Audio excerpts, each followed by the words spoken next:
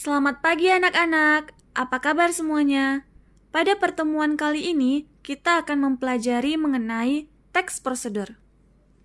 Sebelumnya, kompetensi dasar yang hendak dicapai pada pertemuan ini yaitu KD 3.5 dan 4.5, mengidentifikasi dan menyimpulkan isi teks prosedur.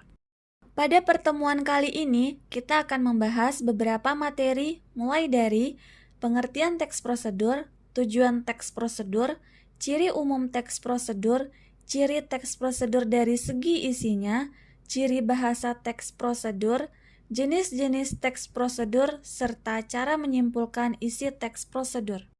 Yang pertama, kita akan membahas mengenai pengertian teks prosedur.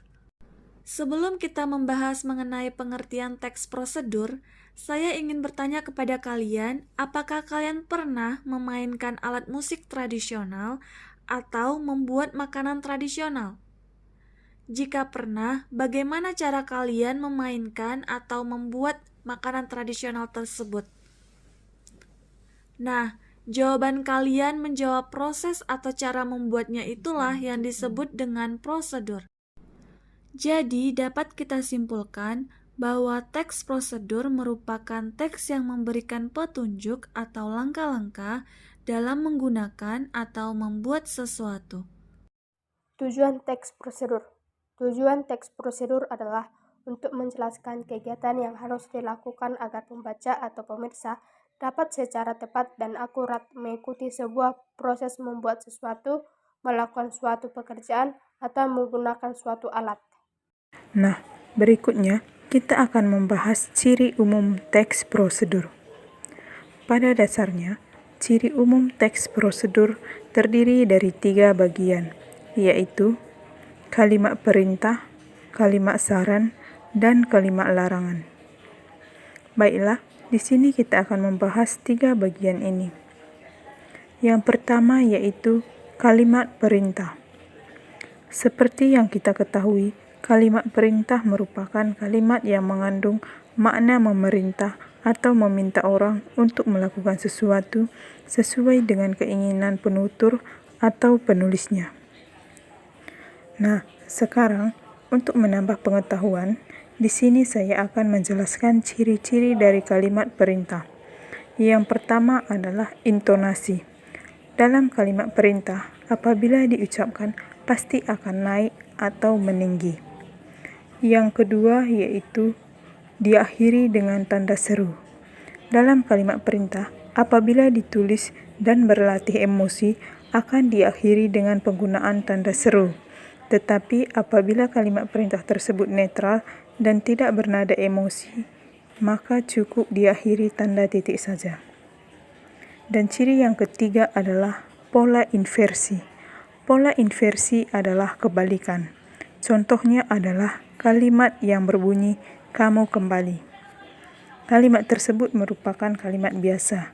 Namun, apabila kalimat tersebut diubah menjadi kalimat perintah, maka kita harus menggunakan pola inversi atau kebalikan, sehingga kalimatnya dapat berbunyi, kembali kamu. Dan untuk ciri yang terakhir, yang keempat adalah penggunaan partikel lah atau kan. Dalam kalimat perintah, penggunaan partikel ini sering muncul. Contohnya dalam kata ambillah, ambilkan, potonglah, bunyikan, bungkuslah, dan lain sebagainya. Setelah membahas kalimat perintah, sekarang kita akan membahas kalimat saran. Kalimat saran merupakan kalimat yang berisi saran untuk seseorang dalam menyelesaikan suatu permasalahan yang terjadi. Yang perlu diperhatikan dalam kalimat saran adalah harus disampaikan dengan santun agar pihak yang menerima saran tidak merasa disudutkan atau diperintah. Biasanya, kalimat saran juga ditandai dengan kata sebaiknya, semestinya, lebih baik, dan lain sebagainya. Seperti salah satu contoh kalimat saran yaitu sebagai berikut. Sebaiknya adonan dibungkus dengan daun jati. Kalimat tersebut merupakan kalimat saran karena ada kata sebaiknya. Nah, sekarang adalah ciri umum yang terakhir, yaitu kalimat larangan. Kalimat larangan merupakan kalimat yang digunakan untuk menyampaikan larangan terhadap sesuatu yang diucapkan atau dilakukan seseorang. Nah, biasanya kalimat larangan ini menggunakan kata-kata penolakan, seperti jangan, tidak boleh, dilarang, dan lain sebagainya. Contohnya adalah sebagai berikut. Dilarang membuang sampah sembarangan. Kalimat tersebut merupakan kalimat larangan karena ada kata dilarang. Oke, baik, sekarang kita memasuki ciri teks prosedur dari segi isinya. Yang pertama itu di sini panduan langkah-langkah yang harus dilakukan. Maksudnya pada teks prosedur itu harus panduan langkah-langkah yang harus dilakukan secara tepat dan urut. Yang kedua, ada aturan dan batasan dalam bahan kegiatan. Nah, maksudnya di sini itu ada aturan dan batasan, misalnya kita mau memasak nasi goreng. Kita sebutkan bahan dan kita jelaskan apa-apa saja yang dibutuhkan dan berapa banyak jumlah yang diperlukan. Bukan hanya kita sebutkan memasak nasi goreng saja, melainkan kita sebutkan contohnya nasinya seberapa banyak, berapa sendok atau berapa piring, atau hal-hal lainnya. Paham ya? Nah, untuk yang ketiga, itu isi kegiatan harus urut dari pertama hingga selesai. Contohnya, isi kegiatannya itu harus urut dari yang pertama, kedua, ketiga, keempat, kelima, atau bahkan sampai selesai. Nah, dari ketiga hal tersebut yang saya jelaskan di atas itu adalah ciri teks prosedur dari segi isinya. Ada langkah-langkah, ada batasan, dan harus berurutan. Nah, jika tidak berurutan itu namanya bukan teks prosedur, melainkan tips atau cara-cara. Ciri bahasa teks prosedur. Kata kerja imperatif. Kata kerja imperatif atau kata kerja perintah dibentuk dengan akhiran kan, in, dan partikel lah. Kalimat imperatif berisi perintah, imbauan atau larangan yang diakhiri dengan tanda seru di akhir kalimat. 2. Kata teknis. Teks prosedur menggunakan banyak kata teknis yang berhubungan dengan topik yang dibahas. Kata teknis atau terminologi adalah kata yang memiliki arti khusus dalam bidang studi. Ketika teks prosedur membahas topik komunikasi, istilah komunikasi seperti kontak mata, wawancara, verbal, non-verbal, bahasa tubuh, dan negosiasi. 3. Konjungsi penambahan. Konjungsi penambahan adalah konjungsi bermakna tambahan yang diberikan untuk menggabungkan kalimat sederhana menjadi kalimat kompleks. 4. Pernyataan persuasif. Pernyataan persuasif adalah kalimat ajakan kepada satu orang atau lebih. Selain berisi ajakan, pernyataan persuasif yang menarik juga memuat permintaan dan imbauan. 5. Deskripsi alat. Jika teks prosedur berisi resep dan petunjuk pengguna alat, kalimat dalam teks memberikan deskripsi rincian tentang objek dan alat yang digunakan, seperti ukuran, jumlah, dan warna. 6. Memakai kata kerja aktif. Menggunakan kata kerja aktif seperti kata masak, membungkus, dan semacamnya. Itulah 6 ciri kaidah kebahasaan dalam teks prosedur. Jenis-jenis teks prosedur.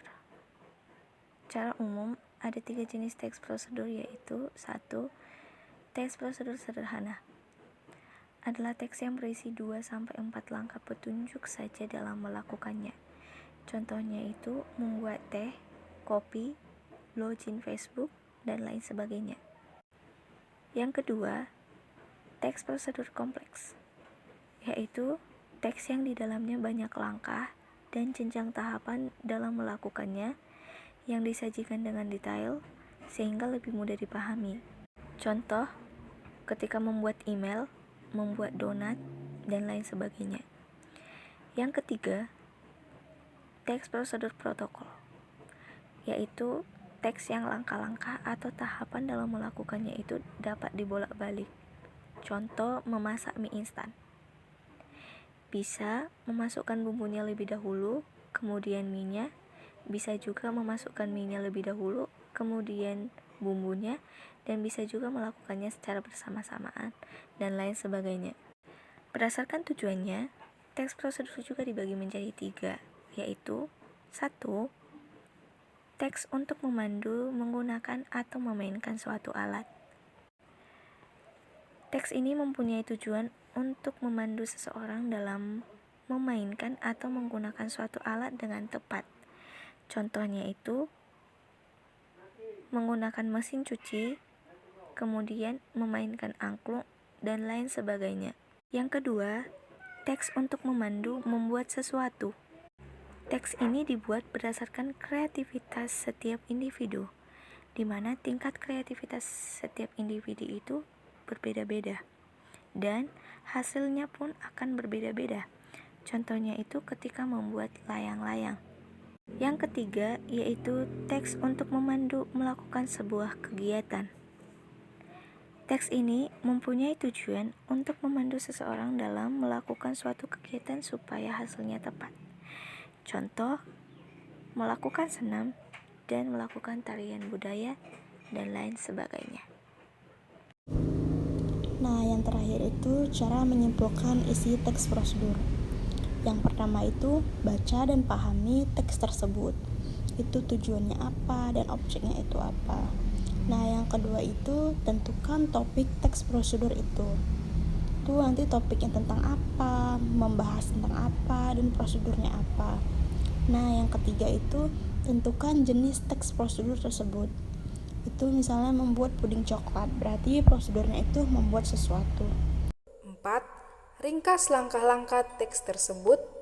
5. Tulis saran apa saja yang ada dalam teks tersebut. 6. Rangkum menjadi 1 poin-poin yang ada. Selanjutnya, saya akan memberikan kalian tugas, yaitu carilah sebuah teks prosedur, kemudian simpulkan isi teks tersebut menggunakan bahasa kamu sendiri. Sekian penjelasan dari kami, terima kasih, selamat pagi.